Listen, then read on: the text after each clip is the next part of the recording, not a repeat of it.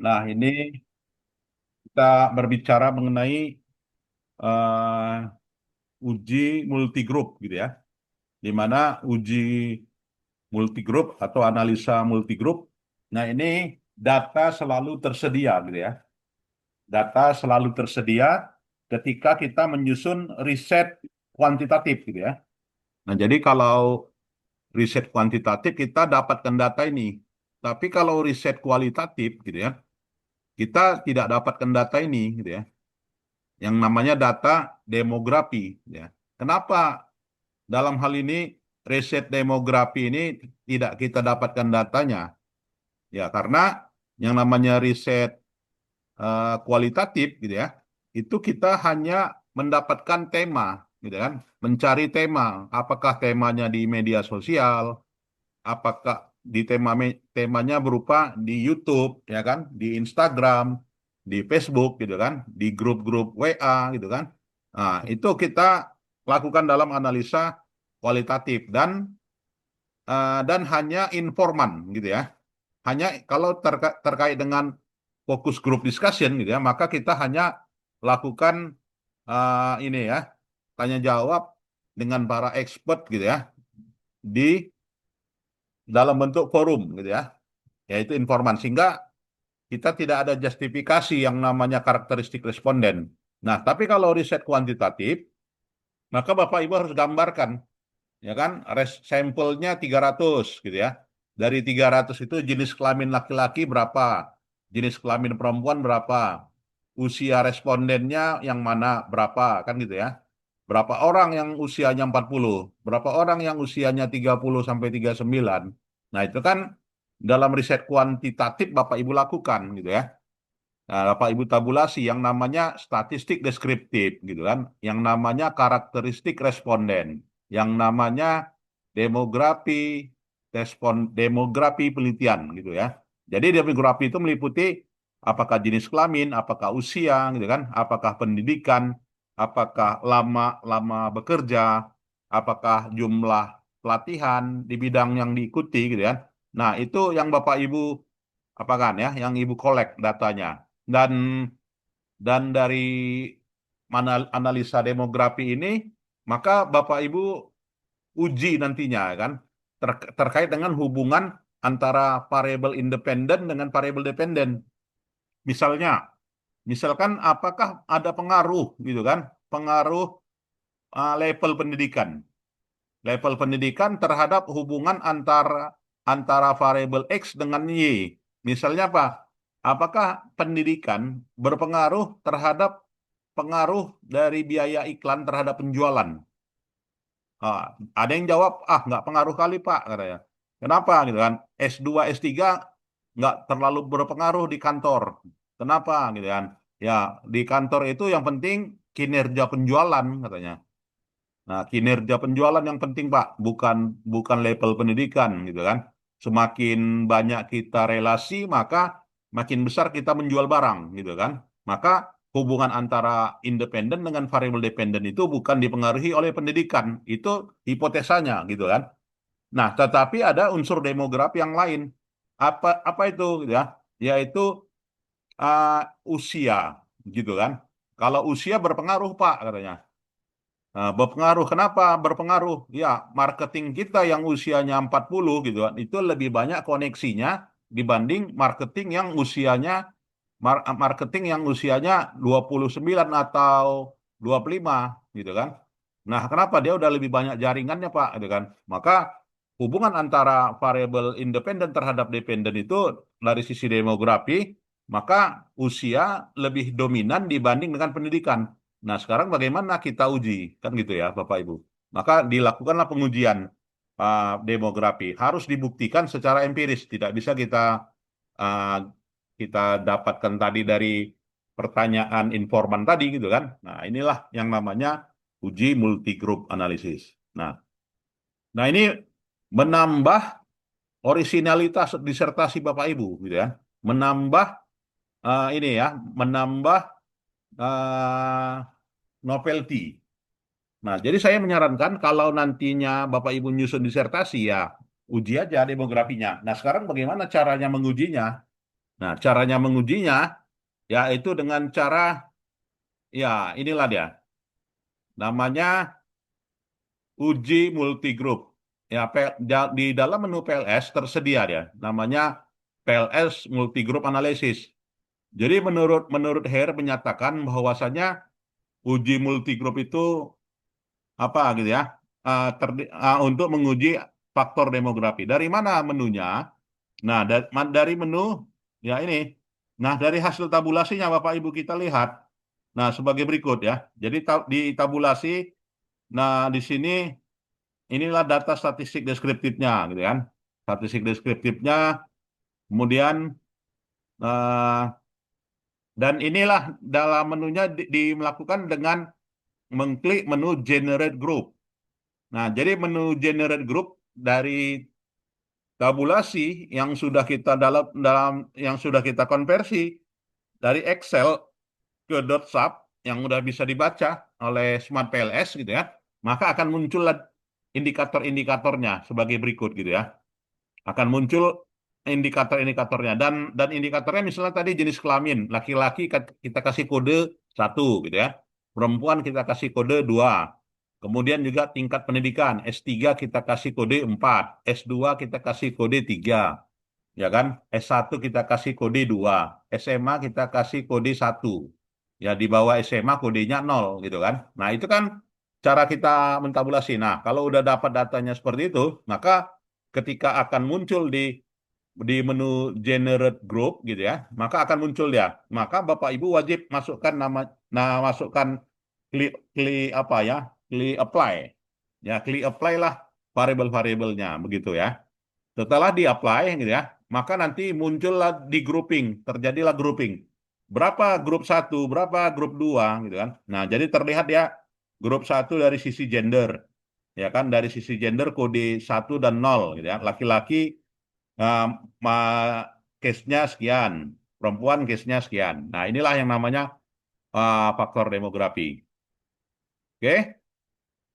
Nah, setelah itu uh, akan dilanjutkan dengan configure data group. Jadi dikonfigurasilah datanya ya dari menu add group tadi gitu ya, dikonfigurasi ya sehingga dari add group tadi gitu ya, muncullah data group.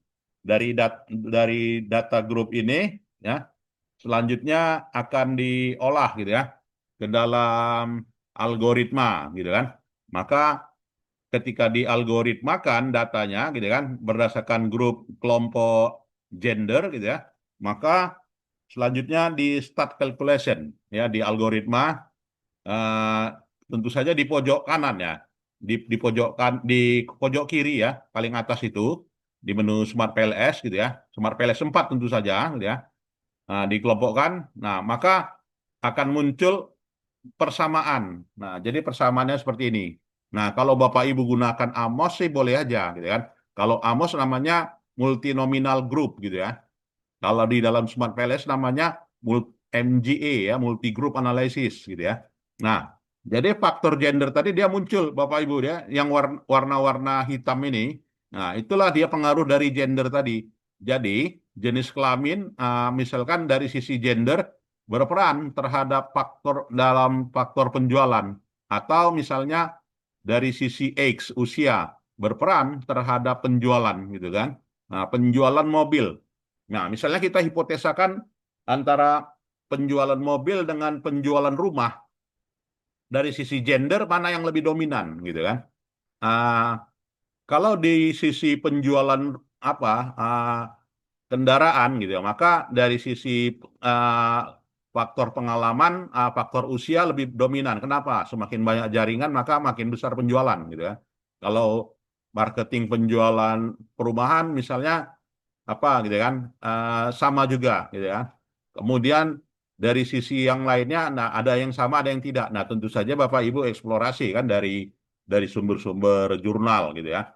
Nah itulah dari apanya ya, latar belakang yang namanya kita lakukan uji multigroup. Jadi dari uji multigroup itu Bapak Ibu akan muncul seperti ini gitu ya. Jadi terlihatlah gitu ya, di mana faktor-faktor grup tadi berpengaruh atau tidak berpengaruh gitu ya. Nah, jadi di sini reportnya. Lantas ini kita copy paste kan? Kita copy paste ke Word ya.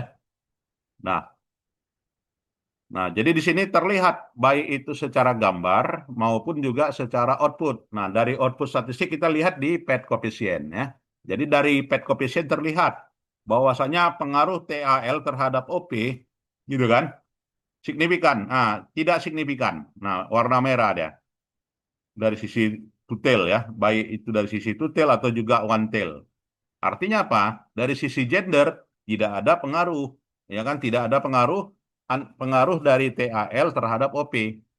Begitu juga dari sisi gender TFL terhadap OP tidak ada berpengaruh, gitu kan? Nah, jadi ini kita bisa menambah khasanah penelitian kita, gitu kan? Hmm. Apalagi kalau mau kita publish di jurnal, ya kan? Jurnalnya isunya tentang gender. Nah, kalau isunya tentang gender, maka ini perlu kita uji gitu kan. Nah, maka masuklah tulisan Bapak Ibu di Q1, di Q2 gitu kan. Nah, kalau kita manfaatkan ya yang namanya uji multigroup ini. Nah, ini. Baik. Ya, berikutnya. Nah, jadi itulah ya. Jadi langkahnya ringkas saja ya. Langkahnya ringkas saja untuk uji multigroup itu. Yang penting keluarlah outputnya dan signifikansinya. Nah, jadi Bapak Ibu lakukan. Baik itu ujinya pengaruh langsung atau pengaruh tidak langsung atau total pengaruh.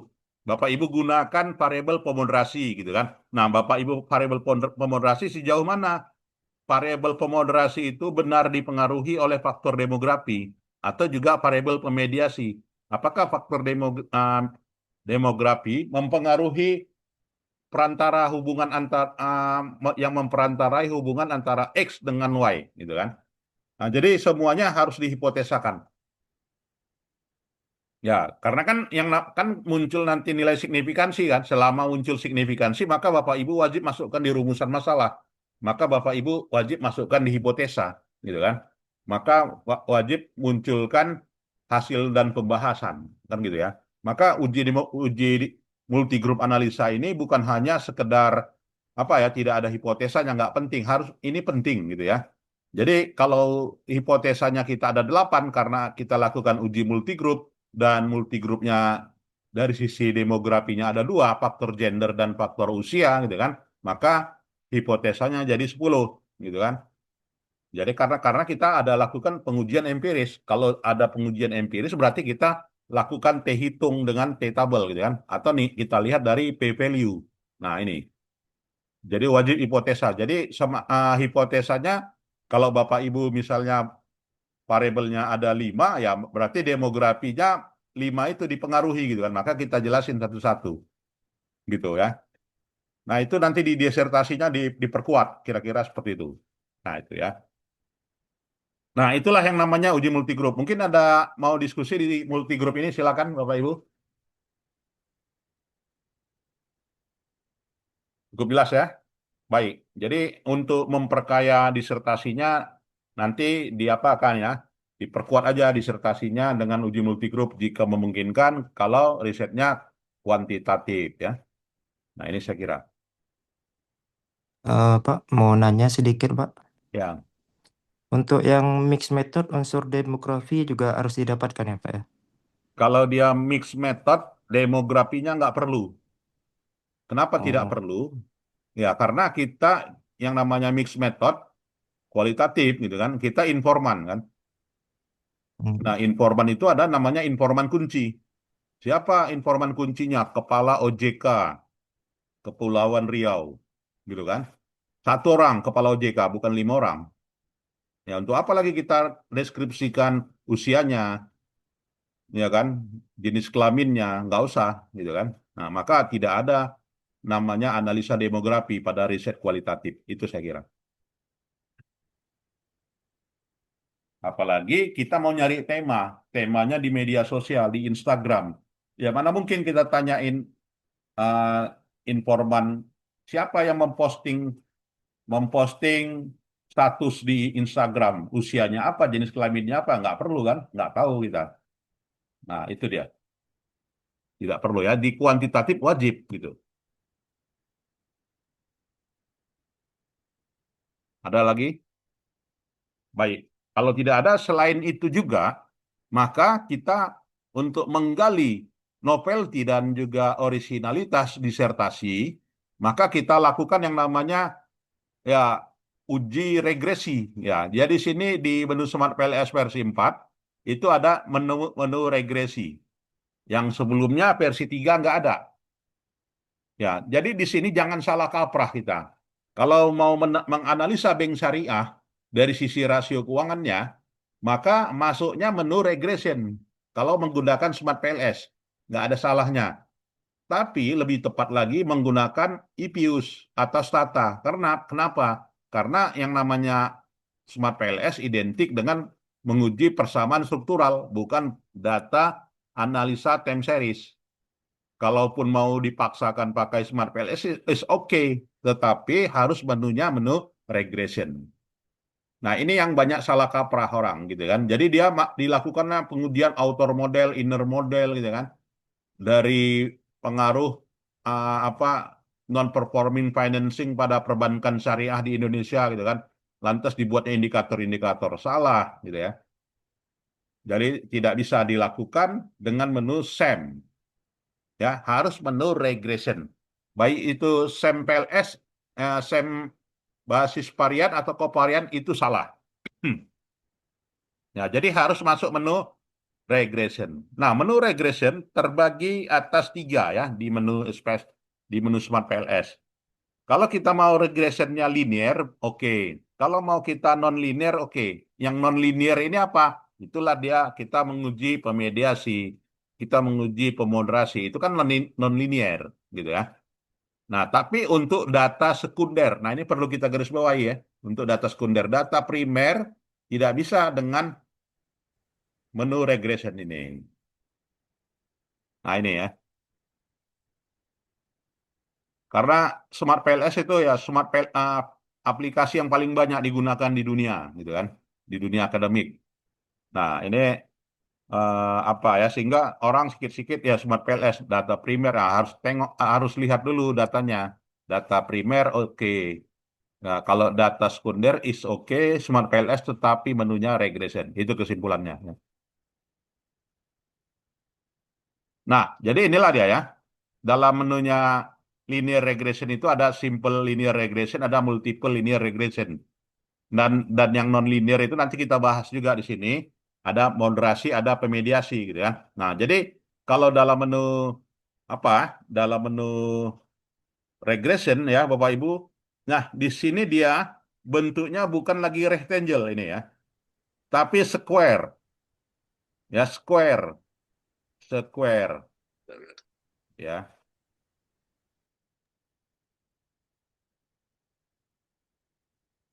Nah, beda dengan rectangle ya, bulat. Kalau bulat ya gini, oval. Nah, ini rectangle kan dimensi kan. Nah, ini bedanya. Menu regression dengan menu SEM. Nah, jadi tidak ada. Jadi bentuknya haruslah segi empat gitu ya. Tidak ada bulat. Nah, ini itu ya Bapak Ibu. Nah, jadi eh tinggal tinggal lanjutkan aja ya kan, pengaruh profitabilitas bank syariah terhadap non performing fund bank syariah. Gitu kan?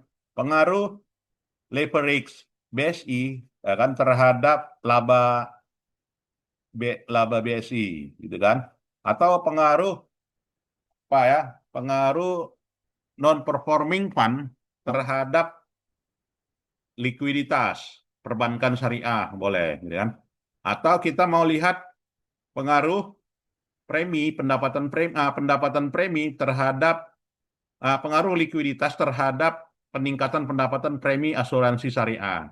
Nah, lebih tepat kita itu berarti kan data sekunder semuanya. Nah, kalau dia data sekunder semuanya, maka model seperti ini yang akan kita dapatkan.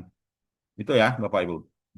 Nah, kalau udah kita dapatkan seperti ini, maka nantinya valid nggak persamaannya? Artinya bisa nggak dijadikan landasan sebagai suatu estimasi perkiraan persamaannya?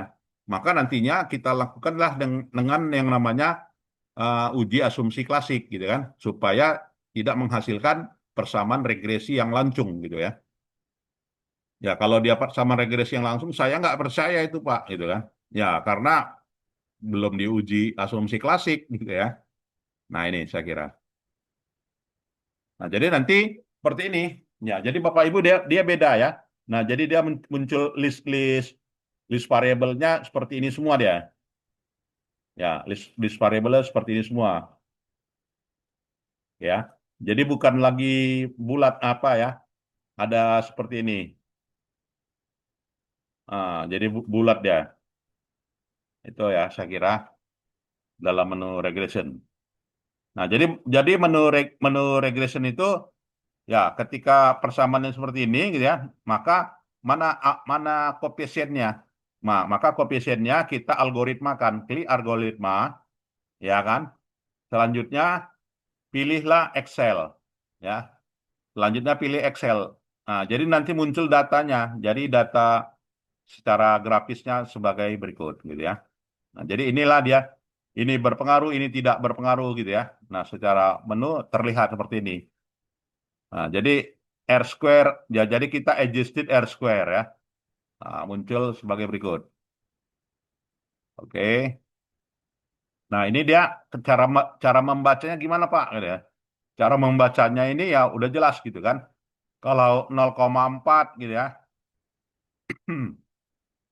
Berarti tidak signifikan. Ini ya tidak signifikan, tidak signifikan. Yang signifikan cuma dua, gitu kan? Jadi yang signifikan itu ini, gitu kan? Ini signifikan. Berarti variabel ini dia signifikan, ya kan? Variabel ini, eh, ya variabel ini signifikan. Yang di atas cuma satu, ini signifikan, gitu ya. Yang lainnya tidak signifikan. Nah, itu aja cara membacanya.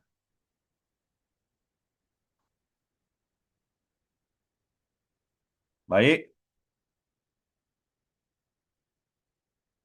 Ya, kemudian ya ini ya Bapak Ibu kita lanjutkan.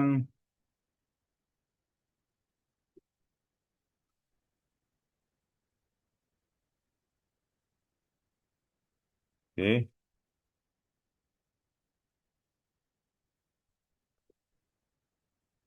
Ya, dan inilah dia hasilnya, signifikansi tadi gitu ya.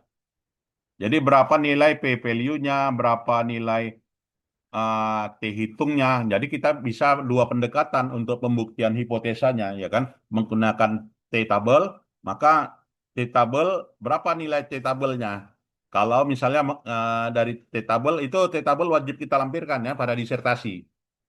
Ya, di halaman belakang, di print aja dari apa? Dari Google, ya kan? Ambil nilai T-tabelnya, lampirin. Nah, dan lantas untuk memperkaya bahasan gitu kan? Karena nilai T hitungnya pada derajat kebebasan ini gitu kan, dengan sampel ini maka nilai T tabelnya sekian gitu kan. Nah, Bapak Ibu bahas karena T hitung lebih besar daripada T tabel maka H0 ditolak. Karena T hitung atau T hitung lebih kecil daripada T tabel maka H0 diterima gitu kan. Nah, jadi itu cara membacanya. Jadi bukan hanya kita membaca dari nilai P value ini saja gitu kan, tetapi juga biasakan kita membahasnya dari nilai T-tabel, gitu ya. Nah, ini banyak sekarang anak-anak S1 gitu kan, nggak paham ini. Ya, waktu ujian sidang ditanya ini, coba buktikan ini kan hipotesanya signifikan. Nah, coba menggunakan pendekatan T-tabel. Diam, dia lama, gitu kan. Nggak bisa, gitu kan. Ya, karena nggak pandai baca T-tabel, gitu kan. Nah, jadi itu tadi ya. Jadi kalau kita teori statistik itu ya tabelnya kita bahas gitu kan. Nah, itu.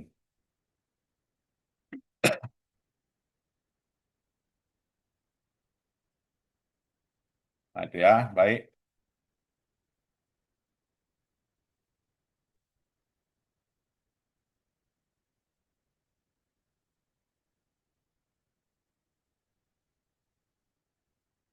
Mungkin ada yang mau diskusi, silakan. Mau nanya lagi Pak, Ya. untuk yang misalnya yang tidak signifikan itu apakah harus kita transform agar menjadi signifikan atau apa adanya ada, Pak, Ya, itu apa adanya saja. untuk hasil. Ya, Kan tidak perlu kita tahu kita kan banyak, ya. apa lagi gitu kan. Itulah Oh, kalau hasilnya. sekiranya Hmm. kalau sekiranya tidak signifikan semua, Kalau bagaimana dia tuh Pak ya tidak signifikan semua, maka kita untuk SLT, evaluasi. ya Ya, kita evaluasi datanya ya. Pertama, gitu. observasinya. Observasinya Pak, saya gunakan 2023 sampai dengan 2024 ya, ya udah pasti gitu kan. 3 tahun, 3 tahun itu nggak memenuhi syarat untuk disebut dengan data time series. Time series itu berapa tahun? 5 tahun gitu kan, minimal. Nah, ambil ambil perbanding, nah, berarti kenapa tidak signifikan? Karena 2 tahun pun perusahaannya cuma 10 gitu kan. Maka observasinya cuma 20. Udah jelas gitu kan. Itulah penyebab tidak signifikan. Tambah 30 tahun, ya kan? Tambah emitennya, ya kan? Emitennya jadi seluruh perusahaan. Emitennya kalau kalau udah seluruh perusahaan udah banyak juga yang neliti perbandingan antar negara. Ya, cari perusahaan Uni Emirat Arab kan udah enak sekarang, ya kan online. Nah, tinggal tinggal kita berselancar aja masuk ke sarang datanya, gitu kan. Beli data pun udah enak sekarang kan. Nah, jadi kalau mau Bapak Ibu beli data di Surabaya, tapi perusahaan-perusahaan yang berisunya karbon gitu kan, isu sustainability udah banyak sekarang provider-provider data gitu kan. Udah enak lah sekarang ya. Kalau dulu kita harus kolek sendiri gitu kan, cari sendiri, datang ke Jakarta gitu kan, beli dari Capital Market Directory. Nah, dulu itu kan tahun 90-an, awal-awal tahun 2000. Nah, kalau sekarang ini ya udah enak ya. Tinggal kita order aja, masuk tahun berapa sekian, datang tagihan. Udah selesai. Jadi eh, itu tadi ya, tambah data gitu ya. Bisa tambah data, bisa transform ya. Kalau misalnya tidak apa gitu ya, tidak signifikan itu saya kira penyebab-penyebab tidak signifikan. Berikutnya, ini gimana tadi ya? Ya, ya, berikutnya adalah Important Performance Analysis (IPA). Ini menu yang tersedia juga yang bisa kita manfaatkan pada Smart PLS. Merupakan metode untuk mengevaluasi tingkat kepentingan dan kinerja suatu atribut, penting atau tidak penting, gitu kan? Dan kalau dia berkinerja, kinerjanya rendah, sedang atau tinggi, kan gitu ya. Jadi ada dua dua hal gitu ya, tingkat kepentingan dan juga kinerjanya. Jadi kalau kita mau meneliti, misalnya Pak, bagaimana apa gitu kan, pengaruh kebijakan MBG gitu kan. Nah, sejauh mana efektivitas MBG ini, apanya, penyerapannya, kemudian kinerjanya, maka kita turunkanlah survei. Kita turunkan survei bahwasanya MBG ini kinerjanya bagus. Kenapa bagus ya? Karena orang-orang senang gitu kan. Anaknya nggak perlu dikasih jajan makan siang gitu kan. Sehingga eh, apa gitu kan, menghemat itu satu. Pertanyaan hemat gitu kan. Hematlah berarti kepentingannya gitu kan dari sisi responden. Yang kedua, ya stunting rendah gitu kan. Ya MBG itu ya kita lihat kepentingannya itu tadi. Sebelum ada MBG banyak anak-anak busung lapar kan. Banyak anak-anak yang apa nggak makan satu hari, ada orang gitu kan satu hari satu kali makan ya. Ada orang satu hari 2 kali makan. Ya rata-rata ya kita ya 3 kali kan normalnya. Di mana dia hemat di makan siang gitu. Tapi dengan adanya MBG, maka orang-orang susah itu terbantu gitu kan. Dia akan sehat anaknya. Kalau udah sehat maka generasi Indonesia 5 tahun lagi pinter gitu kan. Menghasilkan otak yang cerdas kan gitu kan karena gizinya bagus gitu kan. Berarti eh, hasil dari important performance analisa itu menunjukkan Rating yang pertama itu adalah hemat. Rating yang kedua itu adalah mengurangi stunting. Nah, ini ya. Nah, inilah dia tujuan dari analisa important performance analysis dalam SEM-PLS ya. Jadi esensinya mengidentifikasi faktor yang paling penting dan yang tidak penting. Bapak Ibu punya pertanyaannya 5, ya kan? Atau dimensinya 5 atau variabelnya 5, maka variabel mana yang paling dominan? Variabel mana yang paling penting, gitu kan? Nah, inilah dia IPA. Caranya gimana? Identifikasi atribut dulu, ya kan? Kemudian mengumpulkan data. Itulah tadi kuesioner wajib. Udah Bapak Ibu survei kan? Turunkan kuesioner, dapat dapat jawaban, gitu kan? Dapat ditabulasi. Begitu juga baru nanti kuadran. Nah, jadi nanti hasilnya dibagi 4 kuadran. Kuadran satu pertahankan, kuadran 2 perbaikan, kuadran 3 berlebihan, kuadran 4 tidak prioritas. Nah, jadi namanya important performance analisa menganalisa kualitatif gitu ya. Menganalisa kualitatif dari sisi prioritas ya. Nah, ini. Nah, jadi sehingga bicara kuadran tadi muncullah dia ada yang warna merah, ada yang warna hijau gitu ya. Nah, inilah dia performanya. Jadi untuk eh, kompetisi organisasi itu warna merah. Kemudian dari sisi warna hijau, organizational environment itu di bawahnya. Kemudian di atasnya warna orange gitu ya.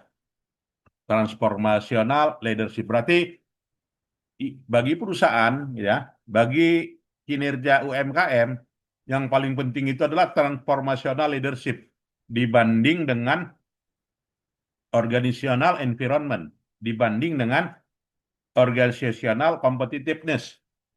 Prioritas yang pertama itu adalah transformational leadership. Ya, bagaimana UMKM itu kinerjanya meningkat ya dibenahi kepemimpinan mereka ya dalam kinerja penjualan dibanding dengan uh, kompetensi mereka, kompetitif level kompetitif organisasi UMKM mereka. Itu yang mau kita ambil kesimpulannya dari important performance map ya.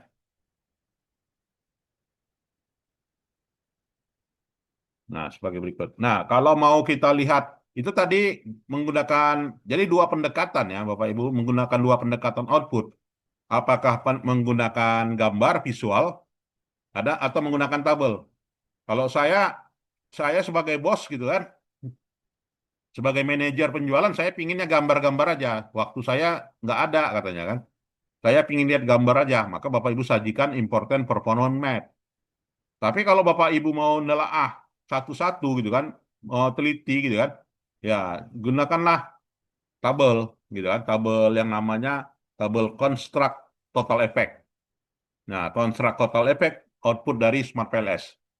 Nah, ini ya yang dihasilkan. Nah, itu saya kira ada yang mungkin bisa kita diskusikan Bapak Ibu. Dua hal ini ya. Kesimpulannya nanti disertasinya di apa aja, diperkuat aja dengan analisa multigroup satu, yang kedua dengan important performance analisa. Gitu ya. Ada yang mau kita diskusikan Bapak Ibu? Ya, kita pun tidak bisa berlama-lama ya, kita sesuaikanlah dengan waktu yang diinstruksikan dari apa ya, Win. Ya, kalau tidak ada saya kira itu saja dan apanya videonya nanti saya share ya. Terima kasih, selamat pagi. Assalamualaikum Pak, warahmatullahi Pak wabarakatuh. Prof, izin Prof. Oke. Prof, Ya, Pak. eh, terkait tugas Prof, itu Ya, kan kita harus submit abstrak. ya. Kalau seumpama kita sudah submit terus tidak di